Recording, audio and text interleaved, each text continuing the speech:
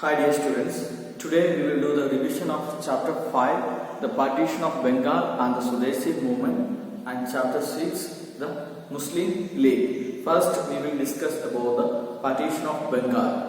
You may please take page number 119. There the date of Partition of Bengal is given and that you have to study, and the person behind the Partition of Bengal. Lord Curzon was the person behind the Partition of Bengal, and the Partition of Bengal was formally announced on 19th July 1905 and implemented on 16th October 1905. And in this chapter, the most important point that you have to study, it is the causes for the Partition of Bengal by the British people and its perspectives by nationalists, or the real reasons behind the Partition of Bengal. So now you may take page number 120. In page number 120, the reasons behind the Partition of Bengal and its perspective by the nationalists, it is given. So the first one is given, the causes of the Partition of Bengal according to Lord Curzon or the British government. 5 points are given, and these 5 points it discuss about the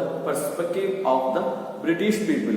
Then what about the perspective of the nationalists or the real motives behind the Partition of Bengal? That also given in page number 120, real motives behind partition or the perspective of nationalist leaders. The first one, it is to stem up the rising tide of the nationalism in Bengal. Second one, the policy of divide and rule, or to drive a wedge between the Hindus and Muslims.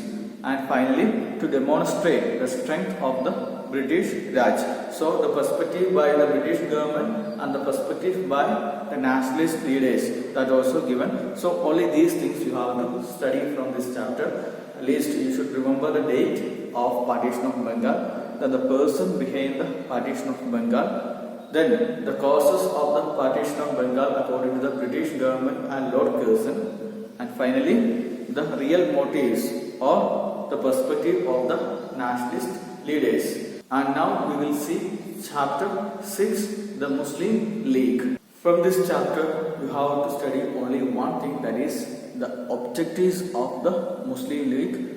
So you may take page number 135 to remember the date on which the Muslim League established.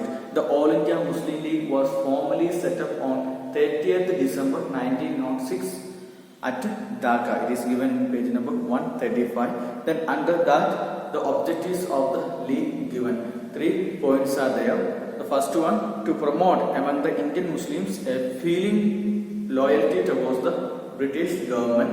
And the second one, to protect the political and other rights of the Muslims and to place their needs and aspirations before the government in moderate language.